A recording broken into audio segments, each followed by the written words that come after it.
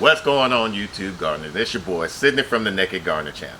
Now, due to this whole pandemic, we're starting to see a lot of people, first-time gardener, that want to grow their own food, and they've been asking us questions about what to do and this and that.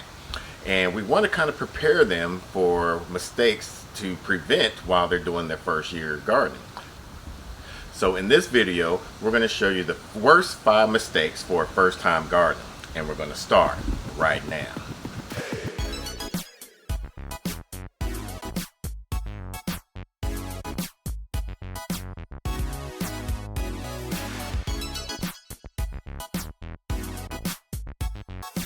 All right, the first one is location. Location, location, location, just like in real estate.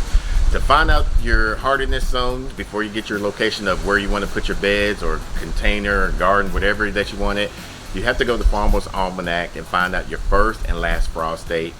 And that's going to be a vital important. We'll talk about that later. We'll put the description of the website to where you can find your Farmer's Almanac of your hardiness zone areas.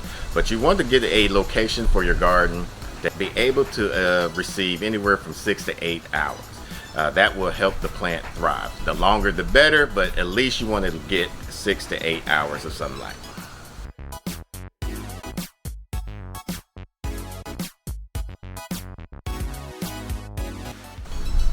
All right, the next thing is spacing. This was a big problem for us when our first year of gardening. We would crowd as much stuff into the beds and containers as possible, and we noticed that we was getting a small yield harvest off of that. So we did the template square foot gardening by Mr. Bartholomew, and we'll put a description of the video where we created one of these if you're interested in doing something similar to this.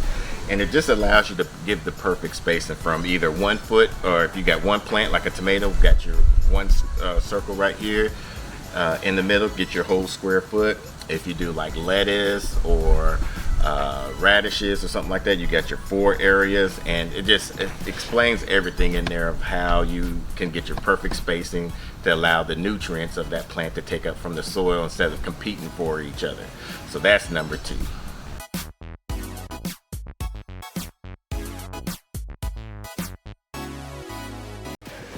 Another thing that mistakes that a first-time gardener makes is overwatering and underwatering. Now, when you water, you kind of want to do at least 1.5 inches of watering per week.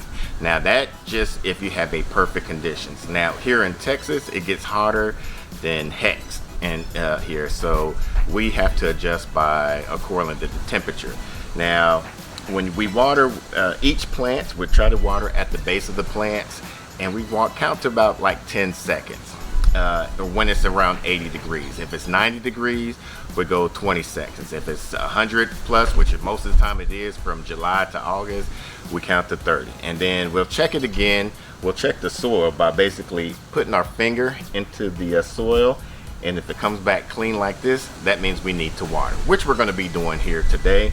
We're going to be doing our watering and fertilize of the plants and the soil. So that's how you can water to prevent any mistakes from happening in your garden.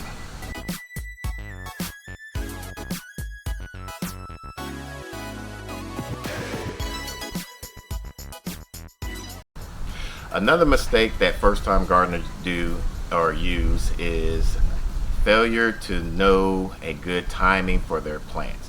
Now, in back of the seeds, they show a time where you can start your seeds. Now, remember we was talking about the Farmer's Almanac? If you know your first and last frost dates, you can go back a few weeks before your last frost date and plant your seeds indoors to help increase your growing seasons. Like for us, our first time growing cilantro and parsley during the springtime, it did not do too well because of this Texas heat. It goes from 60 degrees to 90 degrees within a month, and so we don't get that much of a harvest. And so it's for us to grow that type of plant, we have to grow during the fall time when it's a lot cooler. And same with tomatoes, peppers, what else, eggplants and melons and stuff like that. You want to grow during the spring and summertime months, but for us, like I said, once it gets too hot, we have to start ours a few weeks before our last frost date. And then from there, we'll be able to, once we get our frost date, we can transplant it out into either our containers or into our raised beds. So that's a mistake that you don't want to do to prevent you from having a good harvest.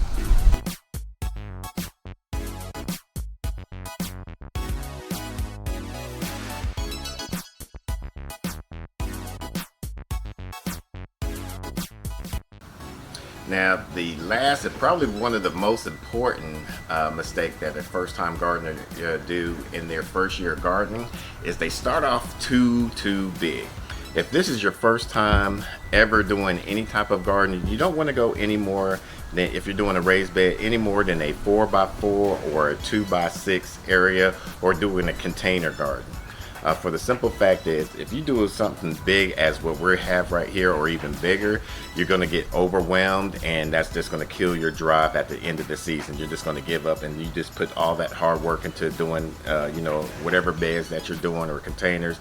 So start off very small. If you're doing containers, do no more than maybe 8 containers, 5-gallon containers. And if you're, like I said, if you're doing raised beds, just start anywhere from about 4x4 or a 2x6. Now, if you're interested in about the benefits about a raised bed, make sure you subscribe, because we're going to do a video on the benefits of having a raised bed.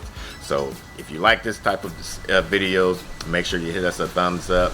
Make sure, if you're new to the channel, make sure you subscribe to our channel and hit the bell icon so you don't miss an upload. Until the next video, let's grow together.